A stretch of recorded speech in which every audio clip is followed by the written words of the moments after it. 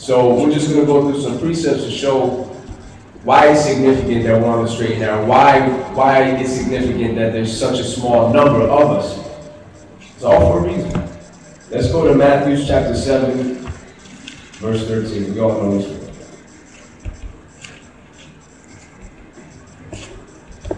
And every so often just make double check if they could hear you. Brother Judah, can you hear me? Am I coming in clear?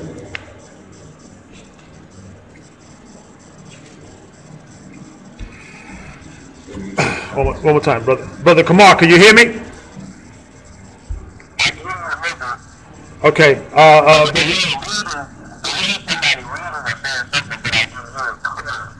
Am I coming in clear now?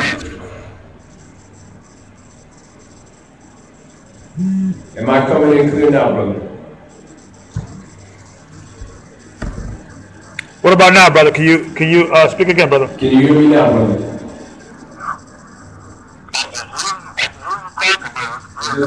It's not very clear. Okay. I guess it's a long time. Okay. All right, just keep talking. Just we're gonna. Okay. Again, we want to apologize for the extreme amount of technical difficulties we've been occurring. But it has been occurring. It's the first time I was trying to fuse this Block Talk and Ustream together, so bear with us. Matthew chapter 7, verse 13. The book of St. Matthew chapter 7, verse 13. Enter ye in at the straight gate, for wide is the gate, and broad is the way that leadeth to destruction, and many there be which go in thereat. Verse 14. Because straight is the gate, and narrow is the way, which leadeth unto life, and few there be that find it. And there will be few that find it. There will be few that find it. We're going to come to find out, according to the scriptures, there's going to be people that are going to witness and understand, see that way, and are not going to make it through that path. They're going to have the opportunity to walk on that path. There'll be few that find it. Now, there's one precept we're going to go to now, 2nd Ezra. I hope everybody has their apocrypha. We're going to go to 2nd Ezra, chapter 6, verse 56. And this elaborates further on the straight and narrow path in more detail. It's very fine. So fine that there's not going to be too many that are going to be able to withstand the amount of affliction and really seriousness of the walk. That's why there's going to be so many that see it and just fall away. It's going to be too profound for them. But that's all the Father's will. 2nd Ezra chapter 6, verse 56. We'll read that all the way down. And when you get into chapter 7, just continue reading, brother. 2nd Ezra chapter 6, verse 56. As for the other people, which also come of Adam, thou hast said that they are nothing, but be like unto spittle, and hast likened the abundance of them unto a drop that falleth from a vessel. That's talking about the other nations. That's pretty, what the world will call harsh. But that's the Most High's reality. That's how he feels about Israel. And the righteous. Read. Verse 57. And now, O Lord, behold, these heathen, which have ever been reputed as nothing, have begun to be lords over us, and to devour us. Saying these heathens that you counted spittle in a bucket, they're ruling over us. Wickedness is abounding. What are we to do, Lord? Read. Verse 58. But we, thy people, Israel, read, whom thou hast called thy firstborn, thy only begotten, and thy fervent lover, are given into their hands.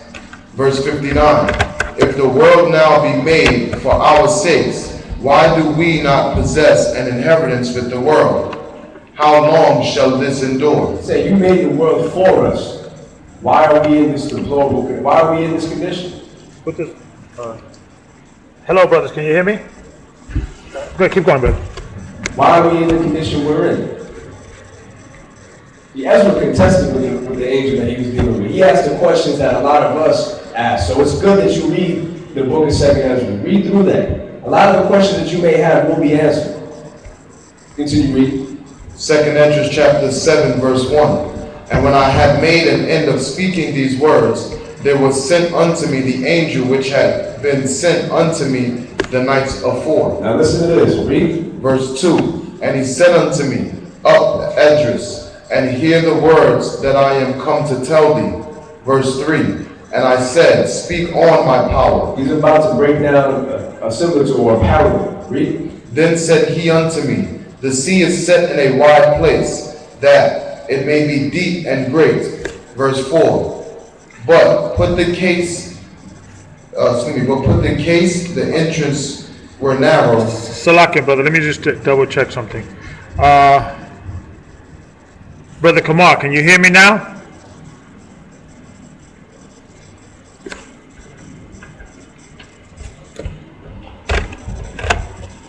Shalom, brother, can you hear me now? Much now, loud and clear. Okay, brother Ralam, say, can you speak real quickly? Can you guys hear me? Were you able to hear brother the brother? Speak again. Check. Mic check. What about now, brother? Were you able to hear Alam?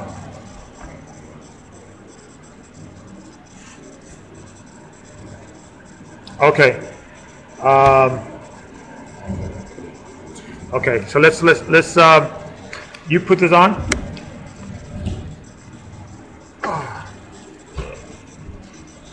And then we're gonna have to get an extra one for Brother Kumar. All right. Hello, can you all hear me?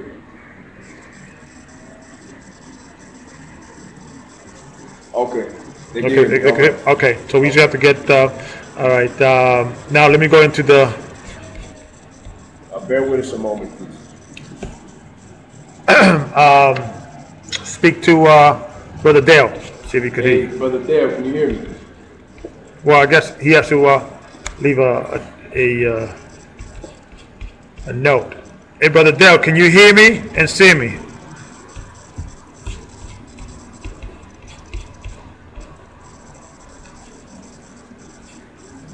Loud and clear. Okay. So now what we do is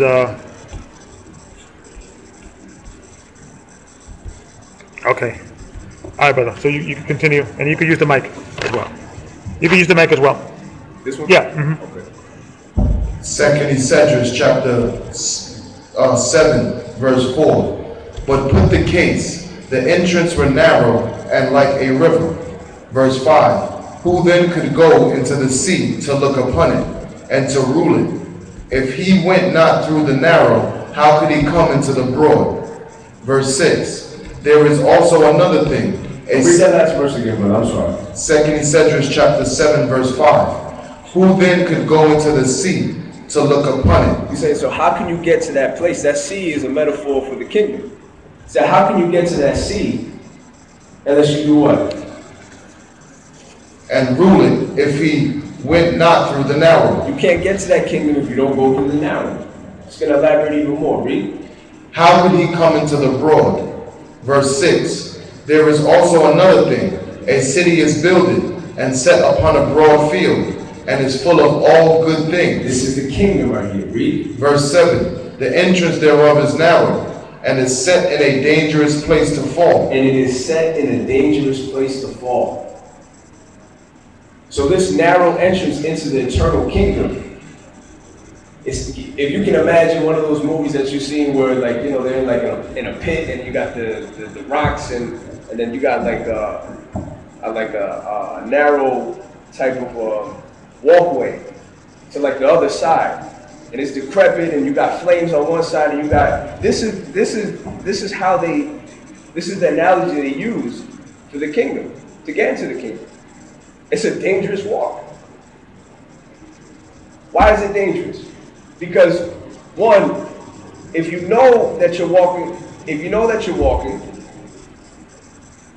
and you fall off, what is that? The scriptures say it's better that, you know, it's like a dog turning onto his vomit. It's better that you never knew the truth. But if you continue walking and keep persevering through the adversities, You're going to encounter wars. You're going to encounter a war. You're going to encounter afflictions. You're going to encounter things that are going to make you want to fall off. So either way, you're set in a dangerous place. And is it going to get into why we're set in this dangerous place? Read. Like as if there were a fire on the right hand, and on the left hand a deep water. Fire on one side, deep water on one side.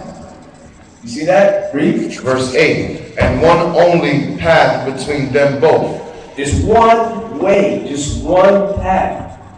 Read. Even between the fire and the water.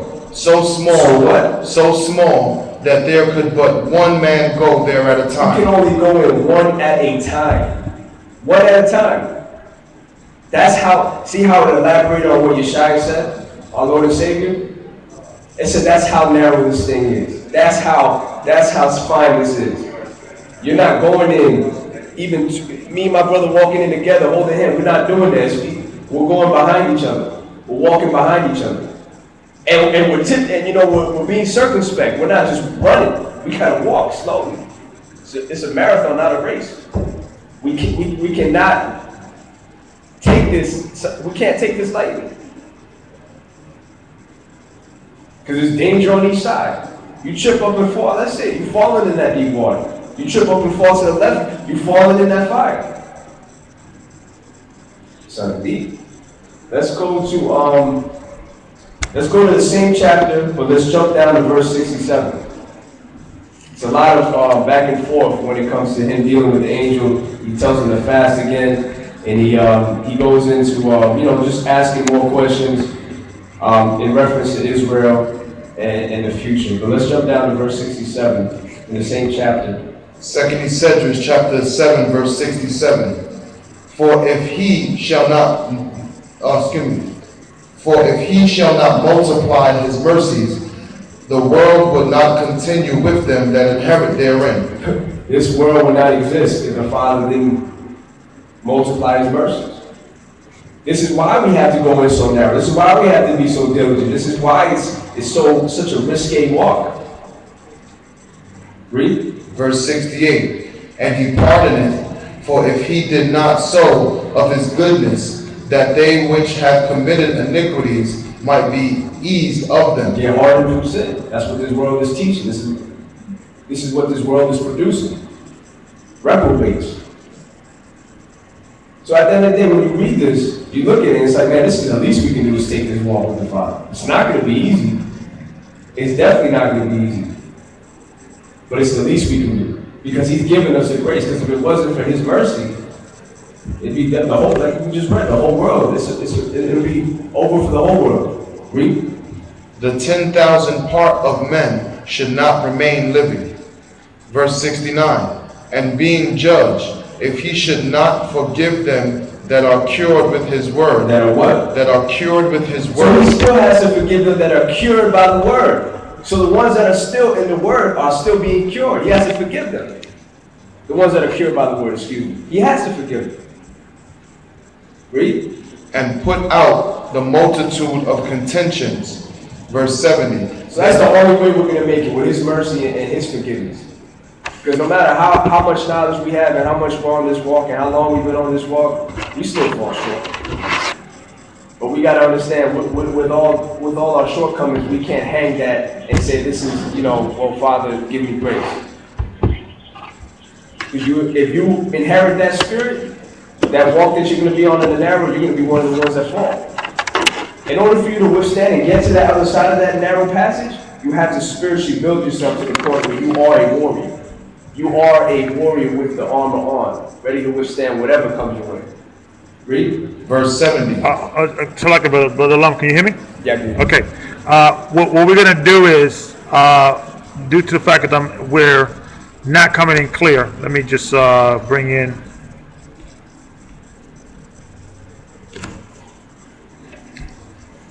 Brother Kamar and Shama. Hey, brothers. Yeah, well, I'm calling in from my phone, and I'm also, so what we're going to do is, due to the fact that we're having some technical difficulties, and we don't know exactly why, and we have to kind of set some times, well, we'll just tell everybody who is listening through the Blog Talk, you switch over to the Ustream. We know that's working, and we're going to keep it as is. And then until we try to figure this thing out next week, we'll try to do a combination of both. So just so everyone to go into the Ustream, which I have Brother Dale there, and he's telling me that everything is working out fine. Okay, so all right, brother. So thank you in the water for your help, brother. We'll talk soon. Shalom. I get to take this. All right.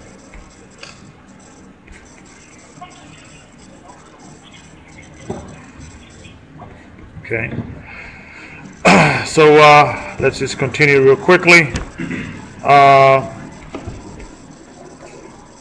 Brother Dale, we're no longer on Blog Talk. We're only on Ustream. Can you? If I'm coming in clear, are we coming in good?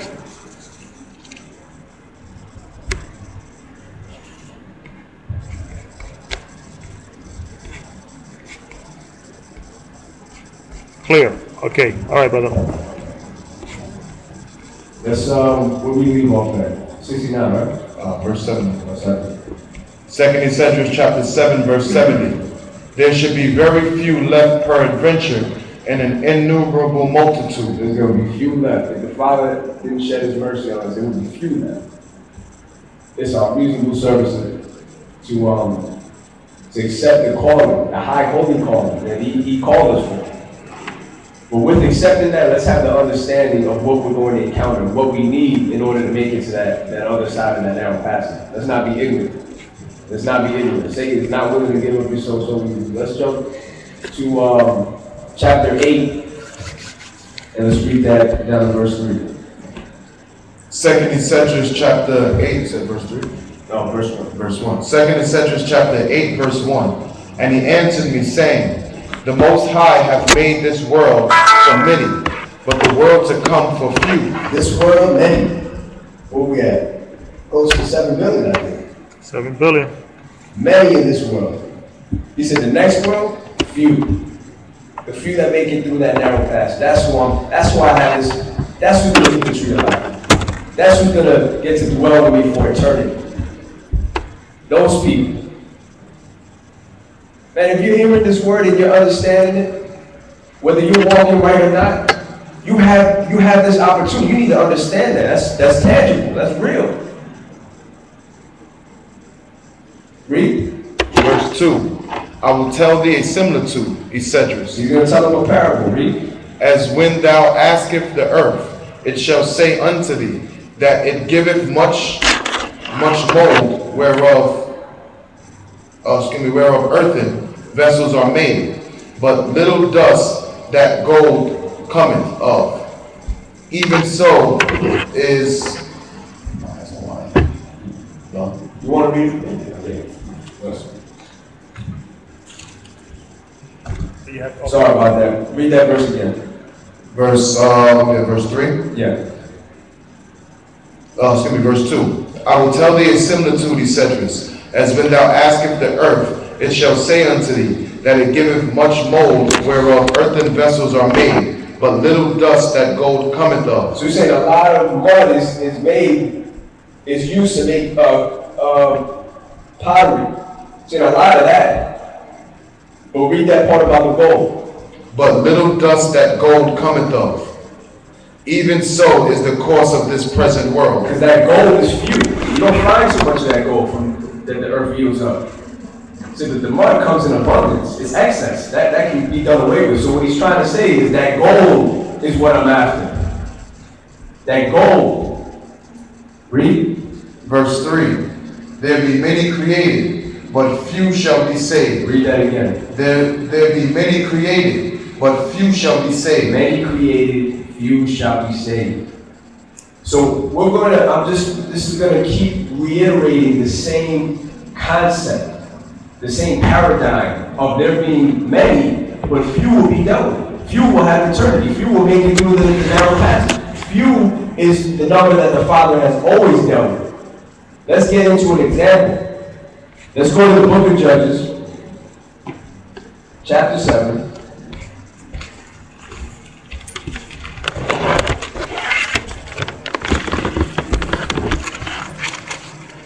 Book of Judges,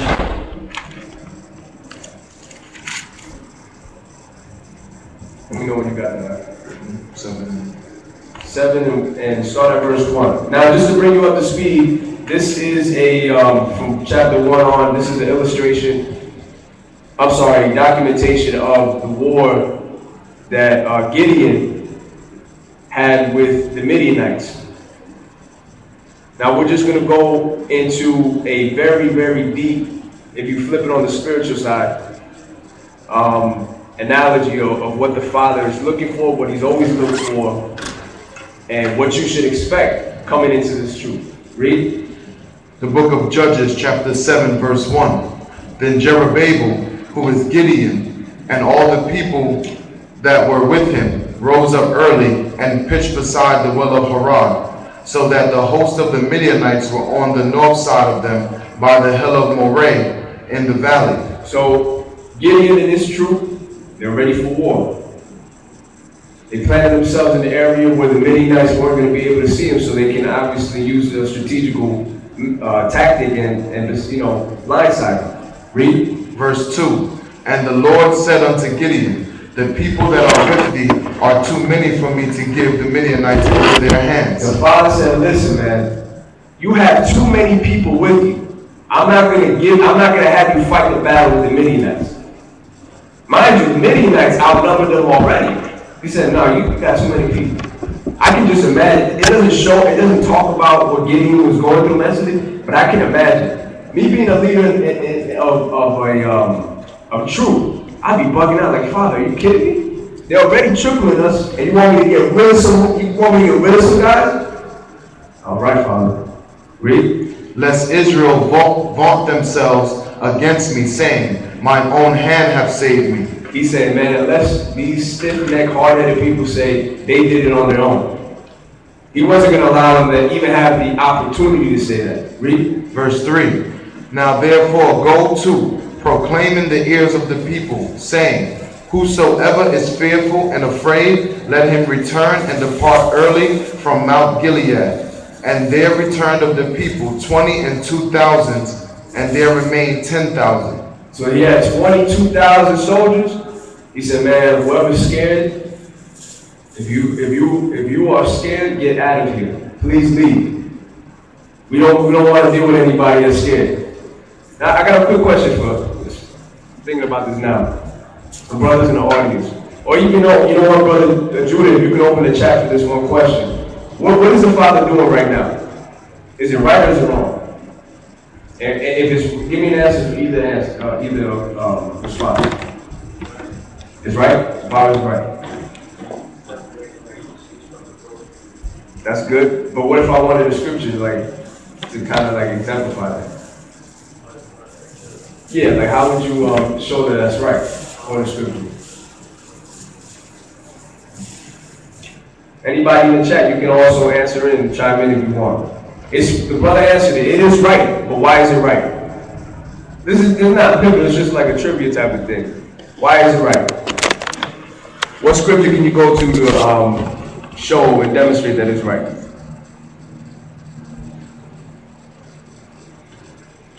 All right, I'm gonna give a 10-second countdown. I don't want to dwell on this too long. 6, 5, 4. Let 3. Brother Dale let him know to open the chat. No, he did. He did open. He did? Okay, yeah. right. I just don't want to linger on this too long. It's just, let me just throw it out there. Let's quick precept. Let's go to Deuteronomy chapter 20. It's actually a law with what Gideon did. What the Father told Gideon to do, believe it or not, it's a law.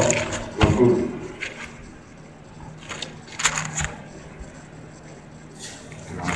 Deuteronomy chapter 20, let's go to verse 8. These are the laws concerning war. If you read from verse 1 all the way down, it's commandments that the Father gave us concerning physical war. But this can also always be switched up to the spiritual. Verse 8. Verse 8. The book of Deuteronomy chapter 20, verse 8. And the officers shall speak further unto the people, and they shall say, what man is there that is fearful and faint-hearted? Let him go and return unto his house, lest his brethren's heart faint as well as his heart. Go to your house, go away, because that spirit that you're carrying of fearfulness is going to attract to somebody else. You understand? It's gonna hop onto somebody else. And that's the same thing in the spiritual world. The Father's going to remove even people that are maybe amongst the congregation, believe it or not, away from you, just because the spirits that they have may attract to you, may jump on you. That's why sadly you may start to see brothers and sisters just fall off, start to fall in these categories that the parable of the sower in Matthew 13 talks about. Maybe in the wayside, maybe in the stony place, maybe in the thorns. But sadly, that's the reality of what we're dealing with. That's why it's good to just start to really try to comprehend what this is really about. Like Brother Elder Gabor always says, man, it's a marathon, not a race. Let's jump back to Judges. Just wanted to show that. If you read Deuteronomy 21 down, it's actually very deep. It gives you understanding of what our forefathers went through when it came to what were the commandments in reference to war. I would recommend anybody read that. Let's jump down. What did you leave off, brother? Verse 4. Verse 4, go ahead. The book of Judges, chapter 7, verse 4. And the Most High said unto Gideon, the people are yet too many. Bring them down unto the water, and I will try them for thee there. He said, listen, there's still too many. So he went from 22 to 10,000. Like I said, mind you, the Midianites tripled them already. He said, no, Gideon, there are still too many. I'm going to test them. Take them down to the water. Let's see what he says. What's he going to do? I will try them for thee there, and it shall be that of whom I say unto thee, this shall go with thee, the same shall go with thee. And of whatsoever I say unto thee, this shall not go with thee. So he didn't tell me exactly how he was going to do it, but he's about to bring it out now. He's going to test them, because he still has to cut the fat. He still has to get rid of something.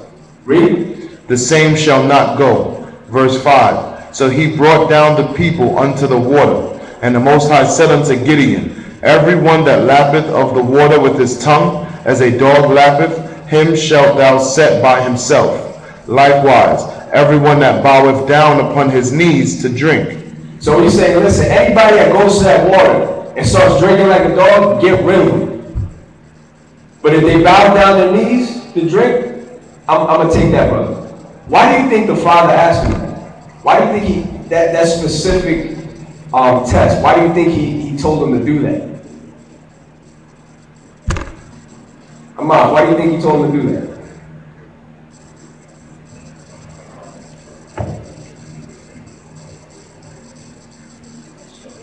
Not sure? The Father asked him to do that because you should have practical wisdom when you're, especially a man of the Most High in war, to always remember that alertness and keenness in battle is necessary. And it takes precedence over you just, just not paying attention. You have to be alert. That's why the ones that were just laughing like a dog, somebody can come from the back and just chop their heads off. Somebody can just come from the back or the side or whatever. They're drinking water, they're thirsty, they're laughing like a dog, just like you would see a dog. They're not paying attention. They're careless. They're not taking war serious. It's the opposite. It was the one that got on their knees. No, I know. I'm saying the one that laughing like a dog is the ones that you can't deal with. The ones that are laughing like a dog, they're the ones that are not paying attention. They have their heads in the water. Anything can happen to them. But the ones that bow their knee and pick up the water like this, they're able to drink. And then what? Look around if anything, right? They're alert. They're not going to be beguiled or bombarded because they're drinking the water, but they still have their visual. They have their 180 or the 360, whatever they want to do. The ones that are lapping like a dog, they're no good because they're not taking the war serious.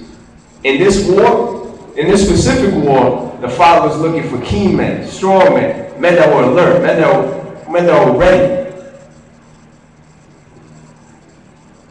That the alertness and battle condition took precedence over just like personal needs or gratification. They were just probably thirsty, you know what I mean? They were probably just ready to get in that water. But the Father's not looking for that. He's looking for individuals that are going to put aside those type of reactions that are going to be key. And now we flip it to the spiritual side. That's exactly what he's looking for. It's the same thing. He wants you to be alert in battle. We're in battle right now, every day. How is it that he can entrust you if you're a so-called soldier and you're over here lackadaisy, laughing like a dog? You understand? He needs you to, listen, bow your knee down and be alert. If you need to do something, take care of it, but make sure that you're in a position to always fight. Spiritually, I mean. Let's not get that twisted. Read on. Verse 7. And the Most High said unto Gideon, by the 300 men that lapped will I save you. He said, by the 300 men that lapped, I will save you. Read. And deliver the Midianites into thine hand. And let all the other people go, every man unto his place. Verse 8. So the people took victuals in their hand and their trumpets, and he sent all the rest of Israel, every man unto his tent, and retained those 300 men, and the host of Midian was beneath him in the valley. That's a real 300 right there. So that's how he did it. He always did it with a small number. He always did it with a small number. Not only to show and prove to Israel that, listen, it's not how many people you're fighting with that's going to save you. It's going to be how I want to do it. So I get the gratification and the glory at the end of the day. It's the same thing with us in these days. It just so happens that we're in the most wicked society that's ever existed. So there's only going to be a few of us anyways that are willing to take up this fight.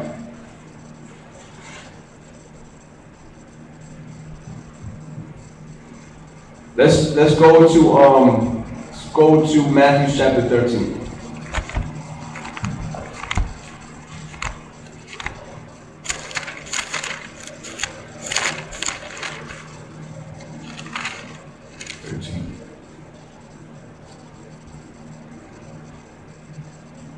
Start verse 1. Yes, no, 13, verse 18. I'm sorry.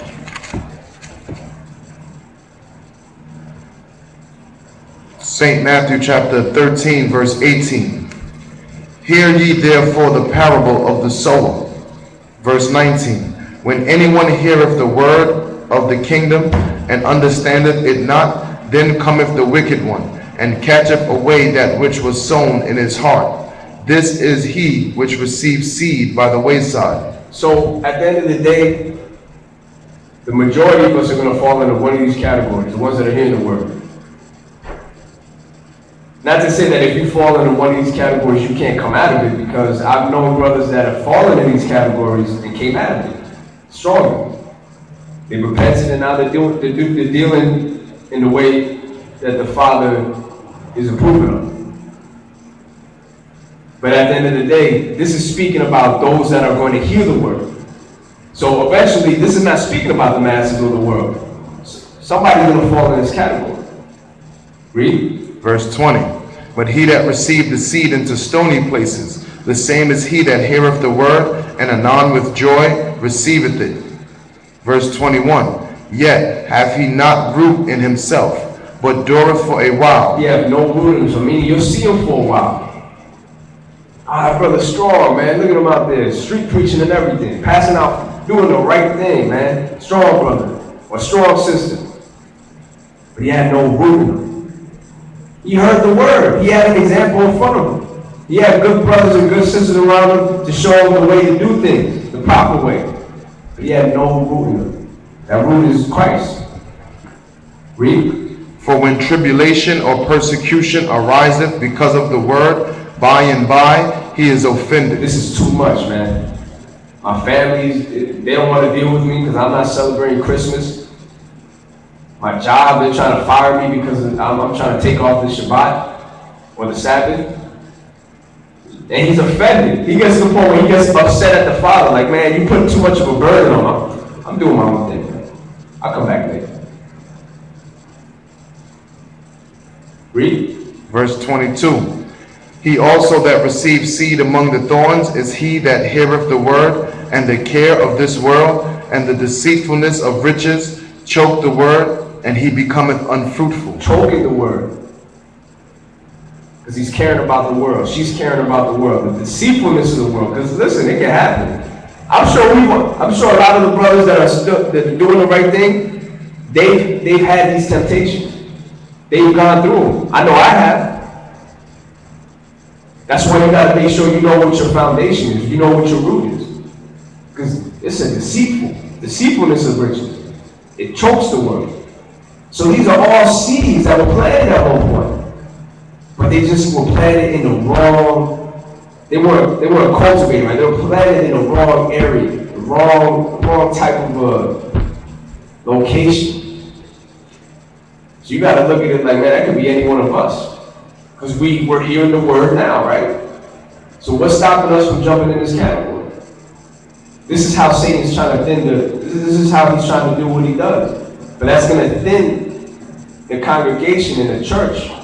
Not just this, just us in general as a whole, not this specific New York branch, but that's what's going to start to really weed out the tares. Are these types of situations? Read. Verse 23. But he that receives seed into the good ground is he that heareth the word, and understandeth it, which also beareth fruit, and bringeth fruit, some an hundredfold, some 60, some 30. That's the category we all want to be in. And a lot of us are bringing forth the fruit. So as long as you're doing that, as long as you see that happening, and you work to circumvent anything that is going to stop that from happening, you're doing what you need to do. You're in this category right here. But don't sleep on these things, man. Satan is always going to tempt. Be rooted. Let's jump down. Let's go to Ephesians 6. Let's continue with this war. This war type of a mindset that the scriptures keep reiterating.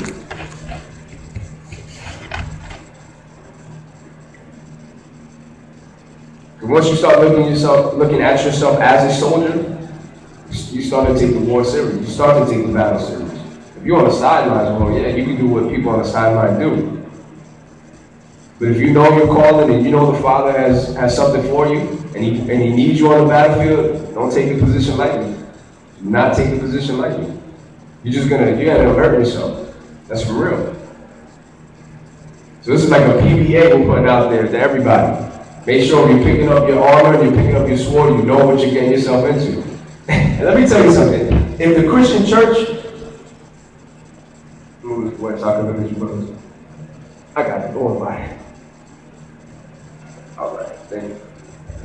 If the Christian church really, like let's say Creflo Dollar tomorrow, Benny Hinn and all these brothers, like they just the Most High revealed it to them, like everything. And they went to the congregation and said, "Listen, man, look how serious it is. Straight and narrow, man. No more witches. This is a war. Like broke everything down to them. How serious this really is. How we know it to be." There will be so many Christians, man, of their own congregation. I'll just be like, "Yo, this is too real." I'm going home to watch TV. I gotta escape this reality because I thought the Bible was just confessing the name of Jesus and being saved. I thought it was grace, man. You just break it. This can't be the Bible I'm gonna read. No, what is this? Don't flip out. That's because there's a veil over their face. But if they had the opportunity to hear it from somebody they consider an elder or deacon or whatever the case, or pastor, listen, man, they will escape. They'll be on the next train smoking. This is too real. This is too real right here. This makes you second guess whether or not you want to even pick this up. Because the Father said, man, we're going to that. We're going to that. Man, it's better for you to, if you know and to go off, it's better for you not to have ever known at all. Second Peter. Let's go there. You know what I said? Thank you. It's better if you never knew at all. This is too real. This Now we're starting to get more examples of why this is straight and narrow. There's no other option. Really. Go ahead, brother. The book of 2 Peter chapter 2 verse 20. For if after they have escaped the pollutions of the world through the knowledge of the Lord and Savior Yeshua Christ, they are again entangled therein and overcome. So after you escape from the pollution of the world, you find out Christmas is pagan, you give that up. You find out that fornication is wicked, you give that up. All the wickedness that you were dealing with, all the iniquity, you give all these things up. And they are through the knowledge of Yeshua, read. And they are again entangled therein and overcome. And overcome, you let the wicked one overcome you. Because the Father's not going to force you to sin. You sin off your own, like the scripture says in James. Every man is given to his cause to sin because the enticing of his flesh. I'm paraphrasing that, but that's what it breaks down. You sin because Satan put it before your face, he put it on the table, and you ate it. He didn't force you to eat it. He'll never force you to eat it. The game is rigged if it's like that. So let's stop blaming Satan. Read. The latter end is worse with them than the beginning. It's going to be worse for you. And that goes for those that are falling into the categories of the sower. The parable of the sower. Those that are picking up and becoming soldiers. This is you. Read. Verse 21. For it had been better for them not to have known the way of righteousness. Man, the Father says better, you've never even heard of my name, heard of my Son, heard of my commandments, man. It's better for you to just have your head in the sand because now I'm going to really deal with you. Because you had an obligation. You had a calling to be a light and a beacon of hope to those that are in darkness. Yet you decided to go back. Because the Father's not going to judge you on righteousness. He's going to make sure you had the perfect line information, the perfect opportunity. He's going to make sure that, when on Judgment Day, the Father's not going to be slack. He's not going to be like, well, I could have done that for you. You're right. You know what? Go ahead. No, it's going to be perfect. You're going to have nothing to say. Read. Verse 21. For it had been better for them not to have known the way of righteousness than after they have known it, to turn from the holy commandment delivered unto them.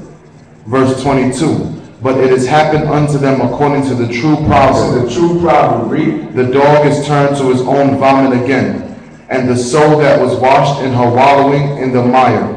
Wow. You ever seen a dog throw up and then 5 minutes later go right back to the sniff it? That's a disgusting thing. You vomited sin. You ejected sin. You ejected wickedness. You ejected that old man. And we look at it like, okay, when a dog goes back to his vomit, that's nasty. But his vomit is just what? It's just made up of I don't want to be disgusting, but it's mucus and, bodily fluid and other things like that. That's nasty. But that's not death. What you threw out was death. You threw out sin, you threw out wickedness, you threw out that old man, but then you're going back to it. So which is really more disgusting? The Father's not looking at the dog vomit as that disgusting. He's looking at you like, man, this dude went back to that disgusting mess that he gave up. And he went right back to it. Hey man, this is the PPA, like I said, to all those that are walking in this walk. It's real. Let's go back to Ephesians 6. We all know this. I wanted to just to give just a little, not a twist to it, but just like this is like a breakdown to it. We all know this is Ephesians 6 and 11. Start at verse 10, written about the armor of the Father. Because again, we're in the soldier mindset right here. Let's stay in this. Let's always remain in the soldier-like mindset. Ephesians chapter 6, verse 10. Finally, my brethren, be strong in the Most High, and in the power of his might. Verse 11. Put on the whole armor of the Most High, that ye may be able to stand against the wiles of the devil. He said, put on the whole armor of Ahia, that ye may be able. Those are two, those are stipulated. You might not go through it. He said you may be able. So even after you put on the whole armor, you may be able. It's not saying after you put on the whole armor, you're good, you're saved. you're okay, you're in the kingdom, that you may be able to withstand against the wiles of the devil. Because as soon as you put that armor on, he's like, oh, expect. He's at war with me. You see, the masses, that's not a war. That's not a fight for him. He got them by, he got a hook, line, and sinker. It's like, oh, snap. Okay, so he knows the Most High today. Okay, it's coming out of the world. Oh, snap. He got baptized? All right. Put the red dot on him. That's it. He's at war with us. Now he's going after you. That's battle. You got to look at it like that. Because then if you look at it like that, when things start to happen in your life, it's not so foreign. It's not like, where'd this come from? It's like, okay. All right, Satan, I got you. You know? You got to look at it like that. Read. Verse 12. For we wrestle not against flesh and blood, but against principalities, against powers, against the rulers of the darkness of this world, against spiritual wickedness in high places. Read. Verse 13. Wherefore, take unto you the whole armor of Ahiah. Take on the whole armor. So this is going to break down the whole armor, and you need to take it all. It can't just be partial. You can't fight a war in partial armor. Read. That ye may be able to withstand the evil day, and having done all to stand. Saying able. And then you got to go all out after that. You can't, it's just like you may be able to do it, then you got to go all out to have done it. It's not for the faint of heart. This is not for the faint of heart. Read. Verse 14. Stand therefore, having your loins girt about with truth, and having on the breastplate of righteousness. So it says, stand therefore, having your loins girt about with truth. What is how do you have your loins girt? It's with a belt. That's how you have everything held up. So it compares the truth to a belt. The belt holds everything up. Holds your pants up. It stiffens you. Makes you support your back. Especially a girdle like that. A girt like that. It was thicker. It was like y'all ever seen those really big, similar like a weightlifting belt. You know what I mean? It was that big. It gave you that support. So that's what the truth is. So you having the truth is that support. That's part of the armor. You got to walk around with the truth. Read. And having on the breastplate of righteousness. The breastplate of righteousness. The breastplate covers what? Your chest. That's the first thing people see. Back in the day, like the Romans, when they had a breastplate, that's what you saw. It was big. It covered the abdomen. It was big. It was pronounced. It was like silver, sometimes gold, but everybody saw it. It wasn't something that you can hide. So everybody has to see your righteousness. So when you put on that breastplate of righteousness, make that known. I'm not telling you to go out and just start, kicking down doors and telling everybody what they're doing is well. I'm talking about let everybody know what you're about. You got some brothers out here that are walking around, knowing the truth, saying they're about the work, but then they're it's like when they have the opportunity, they're not showing it. They're not showing that they've been called for a high calling. They shy away from it. That's not right. You're going to be held accountable for that. Read. Verse 15. Let's show your righteousness. Read. And your feet shod with the preparation of the gospel of peace. Your feet shod with the preparation of the gospel. When you put something on your feet, it's to help you move. I got boots on right now. I can't really move fast with these. I can't run with these. But the Romans, they had shoes called, I don't want to keep bringing up the Romans, but they had the war gear down pat. That's why I keep bringing that up. But they had shoes called the Caligae. And the Caligae were very light. They're similar to these new weightlifting shoes that are out now. They just they look like socks. They cover your whole feet, but they're you can run in them. You know what I mean? I don't know if you guys know what I'm talking about, but they look like if you have just a leather coated around your feet. Kind of look like a ninja, right? But they're light. You can run in them. So when it says the gospel, it says shod with the preparation of the gospel. You got to be quick to minister this gospel. You got to be moving. You can't just be still and idle and docile. Because then what? I got hands of the devil's playground. You have the gospel, you have all this truth, but you're not doing, and you have the breastplate of righteousness, but you're not moving and do the things that you need to do. Whether it be minister, find your office. There's many offices. You don't got to be out there street preaching. Hand out flyers. Or minister, go one-on-one to people. Go to the prisons. Do something. Be quick to do something of the work of the Lord. Right? Read. Verse 16. Above all, taking the shield of faith. So above all, this is the most important piece of the armor, the shield of faith. Read. Wherewith ye shall be able to quench all the fiery darts of the wicked. Because that's going to withstand all the major blows. That shield, you know, back in the day, they had those big shields. So when they used to get hit with something, it would just, you know, they would come back, ricochet, and hit them with whatever weapon they had. The shields were big. They were important because these guys were hitting you with swords. Big things. That's what Satan's going to be coming at you with. So if he can crack your shield, which is your faith, you don't have a leg to stand on at that point. Like, that's it. If you lose your faith and you lose the belief in what you're doing is equitable and righteous, is going to have a reward, what more do you have? You're just going to wither away. Gotta have that shield of faith. Gotta always make sure that's intact. And how to build that shield and make sure it's strong? Praying and fasting. Communing with the brothers. Congregating. Keeping the commandments. We all should know that. Once brothers and sisters start to lose their faith, man, they'll wither away. It can happen to any one of us. Nobody's exempt from this. Keep reading. Verse 17. And take the helmet of salvation and the sword of the Spirit, which is the word of Ahia. So it said, and take the helmet of salvation. Helmet does what? Covers your head. Right? So let's use a metaphor of the mind. Your mind should always be on salvation. Your mind should always be on salvation. It's the helmet of salvation so that you should always be thinking about salvation. Always, you know, like the Shia said, he said, man, these people do not know what riches I have stored up for them that love me.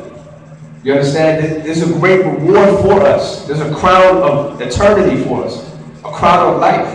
Never forget that. Keep that in your mind. That's important. That's just as important as all the other instruments, all the other pieces of equipment. Because if you don't have that on your mind, what are you really going for? Because we all want salvation. No, we don't want to decay with this world. We all want that eternity. We want to shot and pat us on the back. You know, brother, you did the right thing. Here's that crown. You're eternal. Welcome to my kingdom. So have your mind on that constantly. And what's the last part, brother? You can read that last part of 17. Verse 17. And the sword of the Spirit, which is the word of Ahia. And the sword of the Spirit, which is the word of Ahia. Let us go to Hebrews 4 and 6. 4 and 12. I'm sorry. Thank you, brother. And the reason I'm going here, I know these are all scriptures you know, but I want to go here and show something pretty deep that I was looking at and I found, and it kind of like made things even more profound. It was at 4 and 12, right? Yeah. Quick and powerful. Yeah, verse 12. Hebrews chapter 4, verse 12. For the word of Ahia is quick and powerful, and sharper than any two-edged sword, piercing even to the dividing asunder of soul and spirit, and of the joints and marrow, and is a discerner of the thoughts and intents of the heart. You cannot be in a war without a weapon. Yeah, you can defend yourself with the shield. You might be able to take a couple blows, but eventually you're going to have to fight back. Eventually you're going to have to strike back. And how you strike back is with his word. Now I'm going to show you something. When it says word there, typically it's the word in Greek called logos, which means the word of Ahia, right?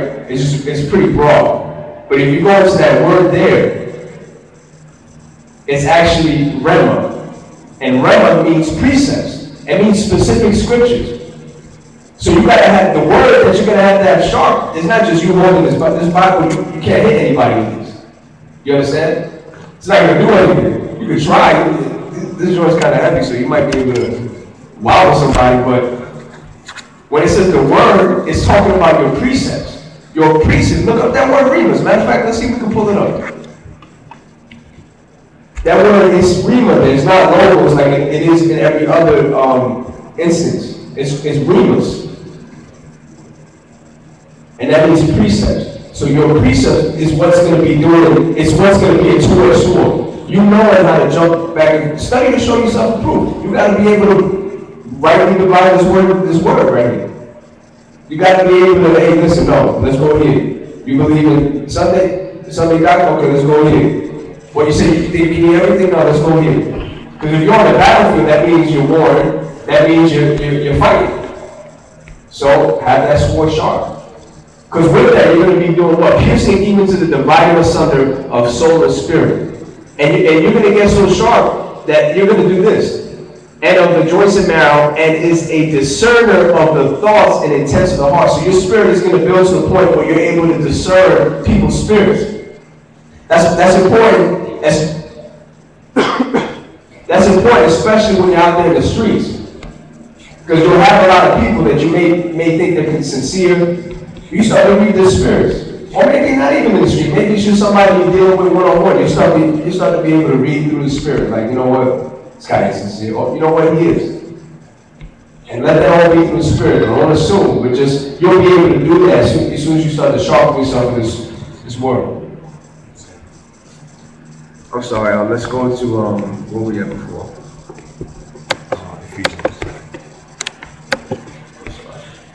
It was in the instance of Ephesians 6 and 18. I said Hebrews 4. What I meant to say was the Ephesians 6 and 18 says remnant. So that word there, we just read it what? In Hebrews 4 and 12, right, brother? It says logos, right? But let's go over here to Ephesians 6 and 12. It reads something different. It reads, the word actually means, I'm sorry, Ephesians 6 and right? G4487, Rema, an utterance individually, collectively, or specifically, by implication of matter or topic, especially of narrative, command, or dispute. Let's go to the root there. So it's saying individually or specifically. So that word, reho. Oh, that's the root there. But we don't even need the root. That's showing you that it's not just talking about the word in general, because logos, let's go to logos real quick. Logos reads what? 4 and 12.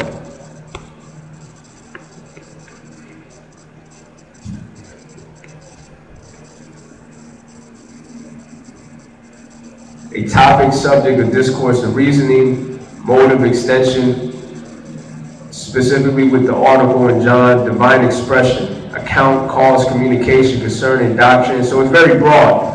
Since that is Christ. Exactly. So what I was trying to get at was this meant specific. When it referenced the word of a higher, or the word of the most high, it says specific or individual. So it's talking about sentences, precepts. So it's not just talking about the whole book. So that sword that's going to have to get sharp is going to be the precepts. And we know the importance of precepts. Let's go to Ecclesiastes 4. Just thinking about something right now. Because we are not in this war alone. We have brothers here. See, we're thinking about this war and this battlefield. It's like, man, it sounds hard, straight and narrow, it sounds intense. Everything that we're going over is intense, and it's meant to be intense because that's a fact. I'm just reading the book. But it's not intense to the point where you are destined to fail. Why? Because we have each other. We don't go into the battlefield alone. This brother does not preach by himself unless he gets his spirit to. But if he knows he's going to preach, he gives brother Mark a call. He gives me a call. He gives another brother a call. You understand? If he's going through something, he's going to give another brother a call. He's going to give a brother a call. You understand? He's not in this battle alone. Whether you're defending or striking, he knows he's not in the battle alone. I know I'm not in the battle alone. Elder Gabor knows he's not alone. We all know we're not alone. So that's the importance of this. Understanding that this is a battle, and we're not destined to fail. But we need to understand the armor, the war, the seriousness of it, and that we're together in this. So let's go to Ecclesiastes 4, 3 verse 9. The book of Ecclesiastes, chapter 4, verse 9. 2 are better than 1, because they have a good reward for their labor. So 2 is always better than 1. Yeah, we're small numbers. Gideon was brought down to 300. there was only a remnant of 7,000 that didn't bow to Baal. You know, there's always a small remnant, 144,000 leaders. It's only going to be, it's always small. We know that. But we should see that and be like, and take more appreciation to the fact that we have brothers and sisters around us that are in this walk, that are in this small number. That should have us cleave to each other even more and appreciate each other. Because we have to be there for each other when we start to fall, if we do fall. If we start to get attacked hard by saying the darts are coming and we're trying to dodge and we're trying to fight everything off. So, no, man, hey, brother, I need help. Come into this battle with me. You understand? And you can, take that how you want to fit whatever situation you may be going through. But at the end of the day, let's bring it back to the whole paradigm of it being a war. Once you understand that, things become clearer. Keep reading, brother. Verse 10. For if they fall, the one will lift up his fellow. And my brother falls, I'm going to lift him up. See how simple that is? Read. But woe to him that is alone when he falleth. You think you're fighting alone? I know brothers that, hey, brother, I got it. I'm good. Don't want to talk about nothing. Over here, secluded over there, never been to the congregation. Yet wondering why they're getting thrashed by Satan. Nothing's going their way. Knowing the truth, mind you. But nothing's going their way. Hey, brother, come to the congregation. Stop playing around. I'm good. Bible says destruction to them that are alone. You will eventually be destroyed. You can't win this battle alone. You can't fight this battle alone. Come on, man. Who are you to compare to Satan and his minions? He loves that. He loves when you isolate yourself. Satan loves when you put yourself in a situation when you're on an island by yourself, not letting anybody in. He loves that more than anything. You're easy pickings. He loves that. Don't get into that mindset. I know it's sometimes it's easy, especially with us.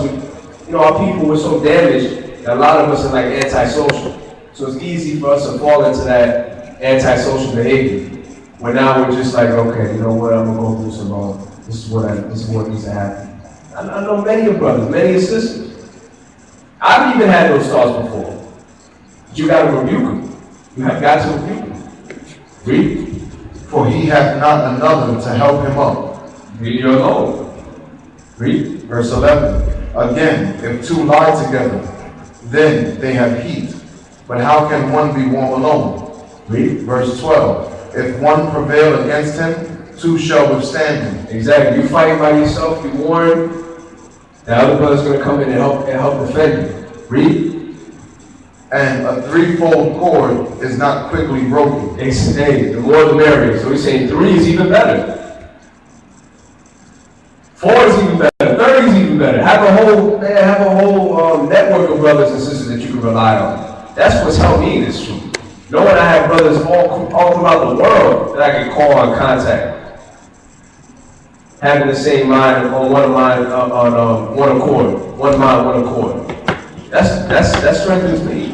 Because I know if it wasn't for that, I don't know where I'd be. Being true. Let's go to the last precept. 2 Timothy chapter 4. I condensed this because we were planning on doing a blog talk, so forgive me for this short type of a lesson, but next week we're going to have a higher will and everything running smoothly as far as the fusion between the blog talk and the Ustream. But 2 Timothy chapter 4, verse 7, and you read that down to 8. This is what at the end of the day, this is what we want to say, man. At the end of every one of your days, you should really want to say this. But at the end of everything, this is what you want to say, yeah. Chapter 4, verse 7, all the way down. 2 Timothy chapter 4, verse 7. I have fought a good fight. You want to look in the mirror and say that. Read. I have finished my course. I did what I could. I kept the commandments. I warred. I defended brothers. I defended the truth. I had all the armor, I had the girdle, I had the breastplate, I had the sword, I had the helmet, I had the feet shod with the gospel of peace, I had the sword, I had everything. I made it through that narrow. I made it on the other side of that. Read. I have kept the faith. Verse 8. Henceforth there is laid up for me a crown of righteousness. A crown of what? A crown of righteousness. A crown of what? A crown of righteousness. That is what we are all after. Do not forget that. Please do not forget that. Read. Which the Lord, the righteous judge, shall give me at that day. People are going to get them. Let's just be real. People are going to get this crown. Don't let anybody take your crown.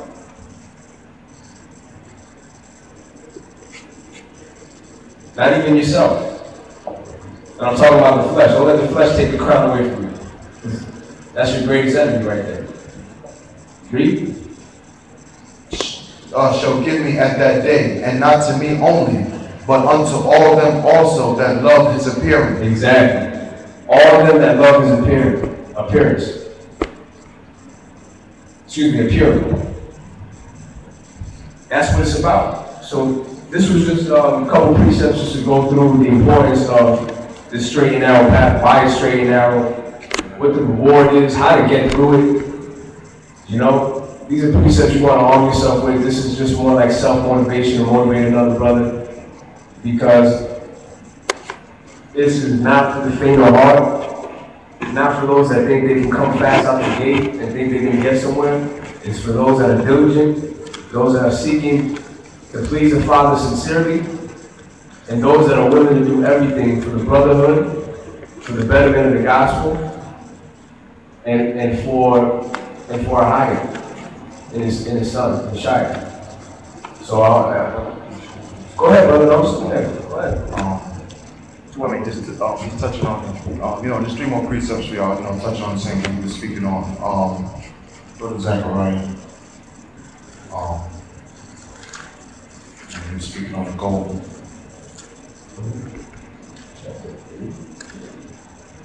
It's 13 and 8. Zechariah 13 and 8, he's speaking on the gold.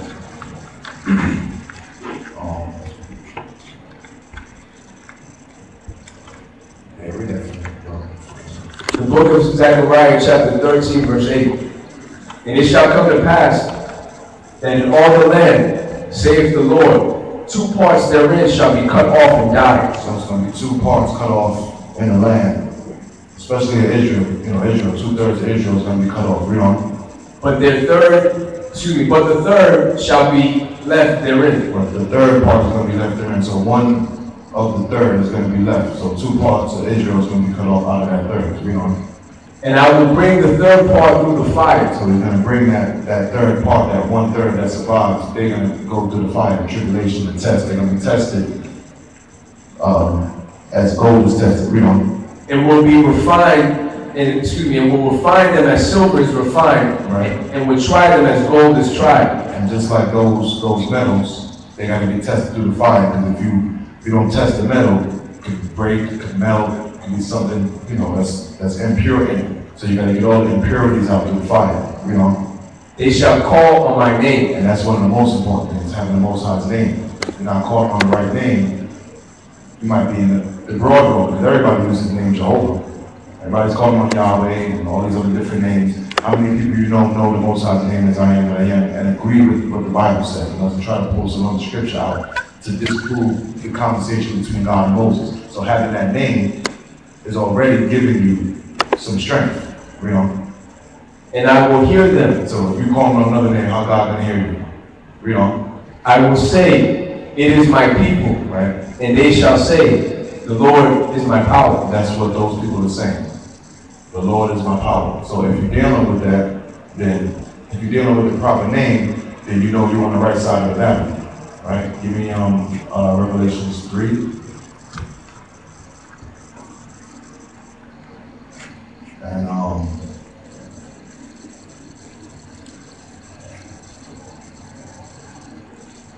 start at 15.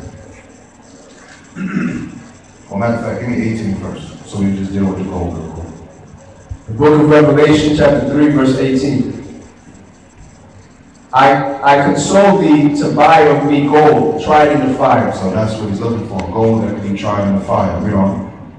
That thou mayest be rich. Rich in what though? Rich in houses, clothes, gold, what? Rich in spirit. Because if your spirit don't make it, forget about it. Your flesh gonna pass, gonna be dust. If your spirit is what's gonna deal with all the punishment that your flesh put you through. You know. In white raiment, Right? that thou mayest be clothed, and that the shame of thy nakedness do not appear. And anoint thine eyes with eye salve, that thou mayest see. So you need to just, put something on your eyes and keep them open. Anoint it. Anoint your head, anoint your eyes, one thing I feel that we all should get used to doing is anointing ourselves daily. There's nothing wrong with anointing yourself. Don't wait for the Day of Atonement. Don't wait for a feast day. Don't wait for the Sabbath day. Get used to doing that every day because it's a battle and you want to be seen. When you anoint yourself, you shine in the spiritual world. And they see you. The angels know. The demons know. So you got to decide what side you want to be on. And another thing, you're dealing with two roads in this earth, broad and spacious and narrow, like the brother was saying. Which road you want? And you can't be on the broad today and be on the narrow tomorrow and then back on the broad again. You know what I'm saying? That's lukewarm. Give me that in verse 15. Verse 15. I know thy works, that thou art neither cold nor hot. I would thou wert cold or hot. So then, because thou art lukewarm. And see, Christ would rather you be lukewarm, Christ would rather you be hot or cold. Like the elder Ricard said one day, at least the Satanists know that they worship Satan. People going to church on Sunday doing all this stuff, not knowing they following the devil. And you got other people that's claiming to be with Christ, and then, they love Christ and they love their heritage, and they go out and do everything opposite. They, 15 wives and, not really treating them the right way or not even thinking about that. They going outside. I see brothers making music videos about Christ with their pants sagging. You know what I'm saying? Opposite of what the Most High is dealing with. Girls and women jumping off tour buses and all this stuff, talking about they love Yahweh. You know what I'm saying? So that goes to show you the sign of battle they're on. So you're either going to be hot to Christ or you're going to be cold. And neither cold nor hot. Mm-hmm. I will spew thee out of my mouth. Because you're not either one, I'm going to spit you out. Imagine getting some lukewarm water on a hot day in the summer. Or getting some cold water you just came in from shoveling the snow and your wife hands you some cold tea. You want hot tea, right? Verse 17. Because thou sayest, I am rich. And you hear this all the time. But I don't know about you, I got Jesus. Look at my house, look at my clothes, look at my car, And increase with goods. And my family's good, And have need of nothing. I don't need what you have. I got my Jesus. And knowest not that thou art wretched. You're wretched, And miserable. They're miserable because they're always trying to please their pastor, trying to look good in the church, And poor. And as much money as they have, they're poor. They don't have the spirit, And blind. They can't see the truth, And naked. And they are naked. I mean, Colonel Dog need to read this right here. Everybody in TVN need to read this right here because that prosperity teaching is putting you on that broad and spacious. Everybody want to be rich. We don't want to be rich. We don't want to have money to help out, even in the church. There's people here that want money to help each other out. They don't want money to go buy a Benz, though, to go buy a mansion, 2, 3 mansions in a private jet. They want money so that you can look at your brother next to you and be like, bro, what you need? I'm leaving next month. When you leave it? You don't got the money? Okay, here. And so on and so forth, and hand it down. That's what it's supposed to be used for. It's not supposed to be used to increase your flesh. Give me 1 Peter. I'm just pull 2 more and then we can break it down. 1 Peter 4 and 18. This is dealing with that 2/3. The narrow road. The book of 1 Peter, chapter 4, verse 18. Matter of fact, give me 17. Verse 17. For the time has come that judgment must begin at the house of the highest. So it's going to begin at us, just like it's saying in Luke 24. Got to start at the house of the Most High. Read on. And if it first begin at us, and if it's beginning with the children of Israel, read on.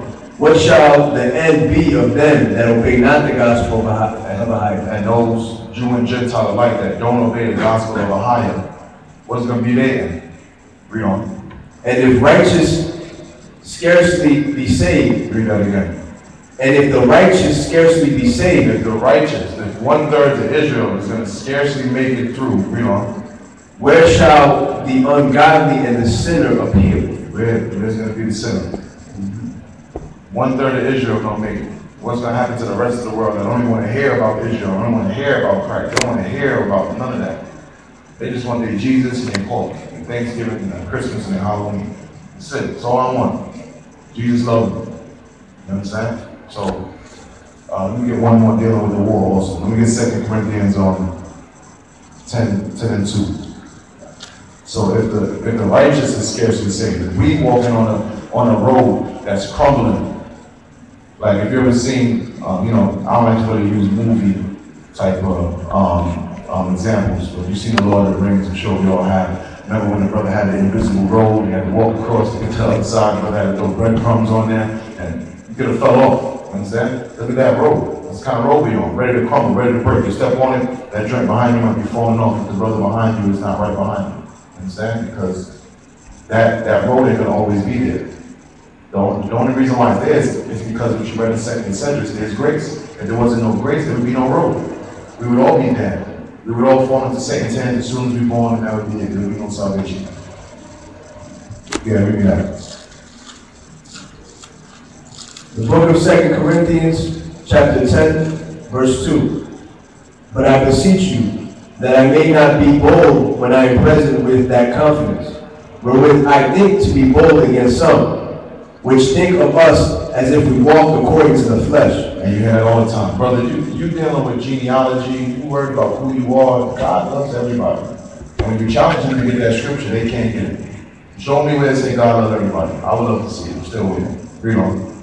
Verse 3. For though we walk in the flesh, though we are walking, not the way that it says in Galatians 5. We're not walking in that kind of flesh. We're alive because we're fleshly. Read on. We do not war after the flesh. We do not fight the way that people that live in the flesh fight. Read on. For the weapons of our warfare are not carnal. This is not a carnal war anyway. So we're not using real swords and we're not using real guns. We're not using that. Read on. But mighty through a higher to the pulling down of strongholds. Right. Verse 5. Casting down imaginations and every high thing that exalted itself against the knowledge of the higher. So you're going to find yourself having to pull down Egyptology, Islam, Judaism. You have to find yourself pulling down voting and Democrats and Republicans. And you're going to find yourself pulling down the hip-hop world. You have to pull all this stuff that exalts itself above the Most High. Rich people, you understand? Read on. And bringing into captivity every thought to the obedience of Christ. So what we do is we pull that down and we bring everybody captive. All those thoughts, listen, if it ain't dealing with the Most High, then there's no foundation in it. It's all man-made. It's all fleshly. We're dealing with a fleshly thing. We're dealing with something spiritual. My king is spiritual. The kingdom that's coming is spiritual. You understand? My salvation is spiritual. I follow the spiritual law. I don't deal with fleshly law. I don't fight in the flesh. Because when you start doing that, then you look like one of these brothers, and you can get taken and put into jail for fighting a fleshly war.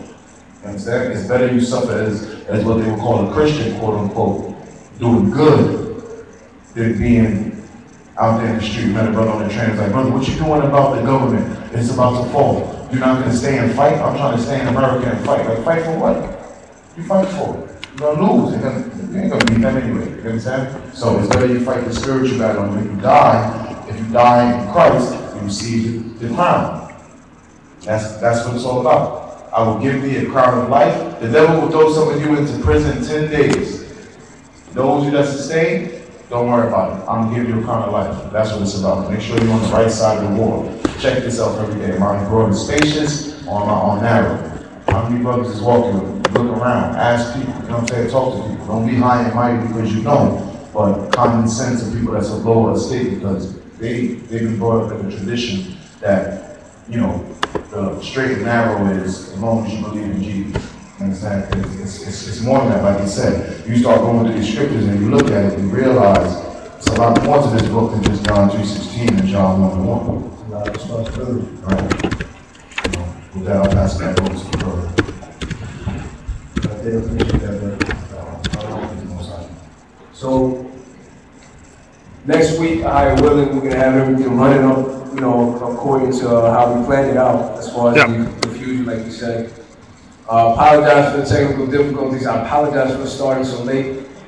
But we pray that the Father through the Spirit, allow the understanding that was given forth through the Spirit, that it was set on good ground, that it was gotten, received, and that it flourished. We bless you all. We pray for you. Pray for us. We love you, and have a great week. Shalom.